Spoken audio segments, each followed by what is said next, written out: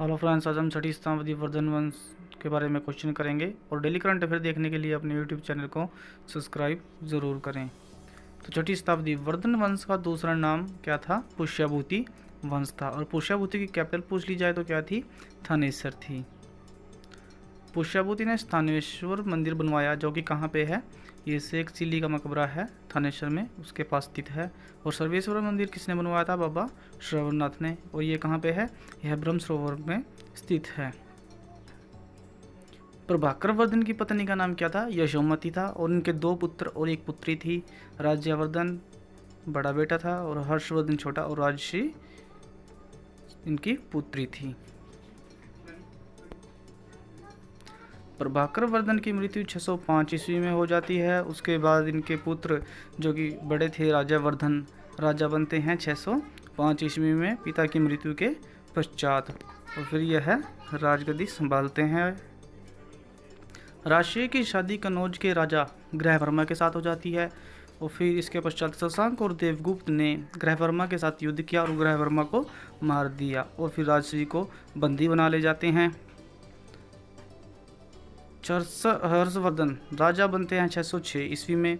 हर्षवर्धन का शासनकाल चला था 606 से 647 ईस्वी तक, और हर्षवर्धन 7वीं शताब्दी के राजा थे।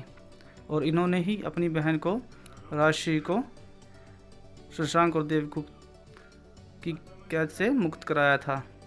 हर्षवर्धन ने अपनी बहन को कैद से मुक्त कराया, राजश्री को कनौज की रानी बनाया। लेकिन कनौज की रानी बनने के बाद इनके पास वहाँ का राज्य संभाला नहीं गया, तो इन्होंने ऐसे कौन से राजा हैं जिन्होंने अपनी राजधानी थानेसर से कनौज में बदल दी? किसने बदल दी थी? हर्षवर्धन ने। जैसे कि हमने बताया कि इनसे राजश्री से जो वहाँ का कनौज का राज था वो संभाला नहीं गया था, तो उन्होंने हर्षवर्धन को ही वहाँ का राजा बना दिया। हर्षवर्धन एक लेखक था और हर्षवर्धन के 3 नाटक भी हैं। वह कौन कौन से हैं? रत्नावली, नागानंद और प्रियदर्शिका। यह इनके प्रसिद्ध नाटक हैं। रत्नावली कुरुक्षेत्र यूनिवर्सिटी में हर साल बनाई जाती है। हर्षवर्धन का दरबारी कवि बाणभट्ट था। और हर्ष चरित्र और कादम्बरी के लेखक कौन थे?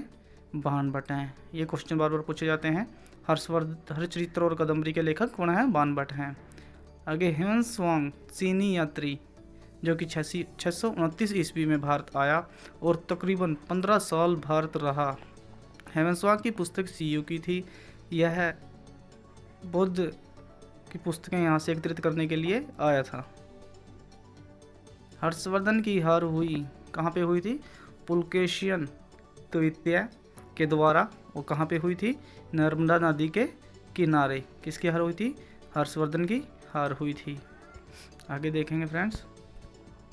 हर्षवर्धन के समय में सबसे ज़्यादा लड़ाई झगड़े किस जाति ने किए? तो हर्षवर्धन के समय में सबसे ज़्यादा लड़ाई झगड़े किस जाति ने किए थे? हुण जाति है ये, हुण।